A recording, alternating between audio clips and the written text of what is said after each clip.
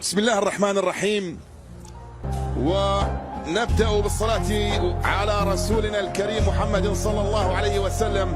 فصلوا على خير البشر، اللهم صل وسلم وبارك على محمد وعلى آل محمد، رسولنا النبي الأمي المبعوث رحمة للعالمين، خاتم الأنبياء والمرسلين، نور هذه الأمة وضياؤها وشفيعنا يوم الحساب.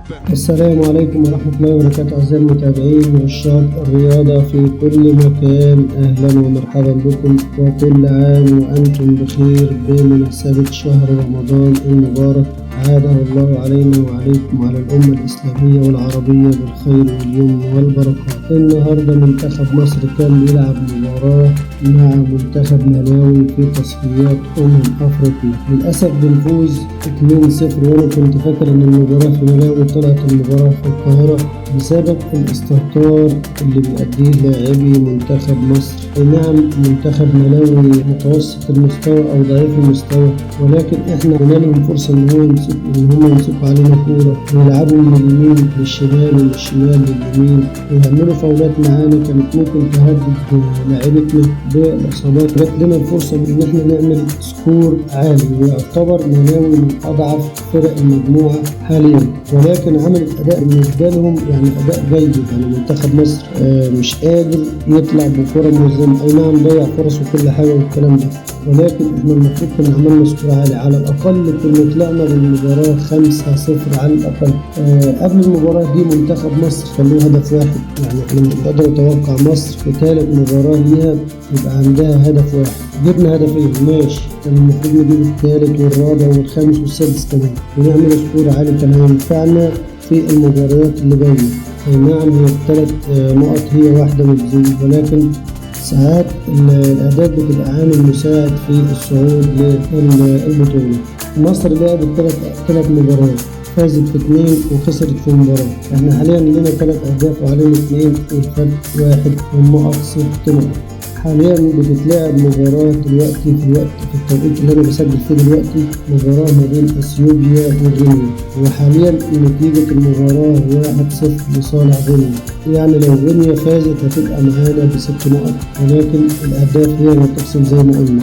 الاهداف على حسب ما غينيا تفوز، لو غينيا فازت 2-0 هتبقى حاليا احنا متساويين مع غينيا في كل حاجة، ولكن احنا هيبقى علينا هدفين، غينيا عليها هدف، يبقى هي اللي هتتفوق علينا.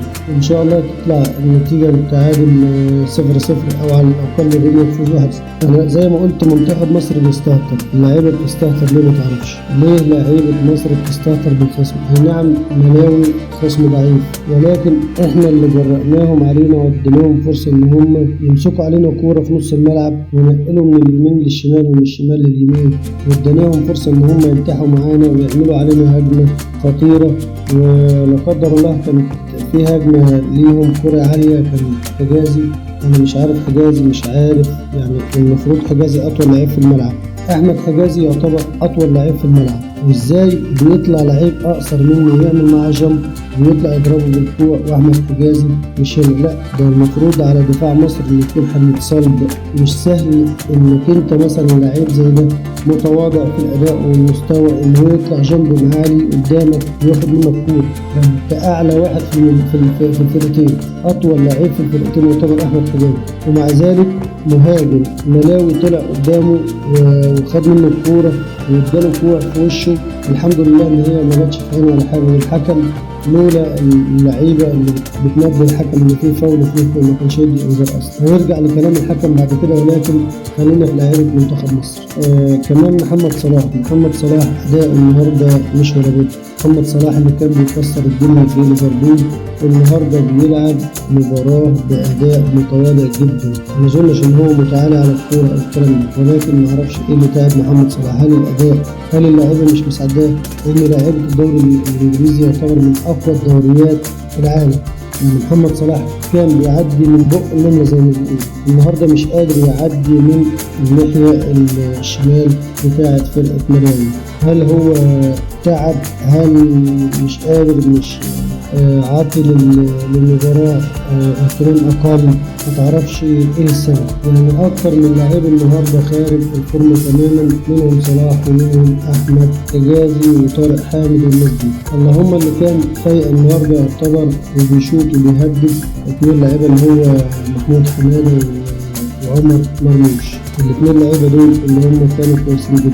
كمان كهربا من مسافه ما بينزل في خلال 3-4 دقايق بياخد، انت نازل بقالك دقيقتين ما كملتش دقيقتين وبتاخد انذار، يعني لازمته ايه الانذار ما تعرفش. نروح بقى للحكم. الحكم اشهر كارتين للاعيبه منتخب مصر، منهم كارت لطارق حامد وكارت لكهربا.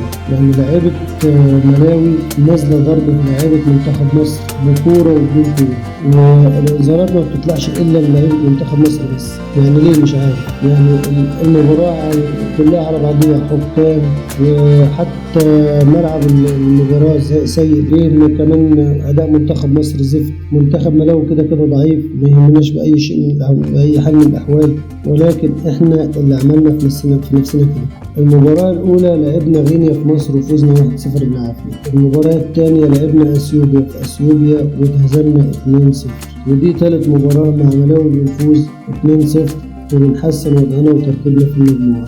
لسه قدامنا منتخب غينيا في غينيا، وعندنا أثيوبيا في مصر، وعندنا ملاوي يوم الثلاث اللي جاي بعد 4 أيام. ومش عارف أنا الاتحاد الأفريقي 4 أيام منهم سفر ومنهم تعب، ولسه مخلص مباراة وهتلعب بعد 4 أيام ازاي ما تعرفش، وتسافر ازاي وتتدرب هناك ازاي وتتأقلم على العيشة هناك والجو والكلام ده كله، وتلعب مباراة في خلال 4 أيام. يعني عندك 3 أيام بتسافر فيهم وتتدرب فيهم هناك وتتأقلم على العيشة.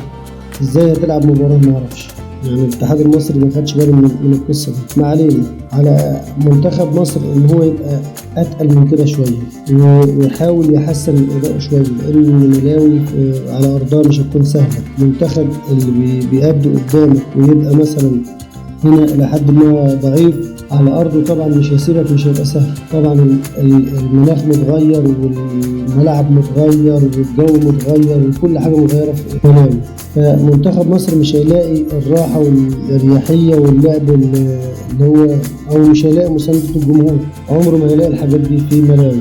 فعلينا ان احنا نطور من ادائنا ونحسن من ادائنا شويه، يكون عندنا ثقه شويه افضل من كده. ان شاء الله باذن الله نقدر ناخد ال3 نقط في ملاوي باذن الله يوم الثلاث اللي جاي، ولو ان المباراه هتكون الساعه 3 العصر. فان شاء الله باذن الله نعمل اداء كويس ونحسن من ترتيبنا في المجموعه.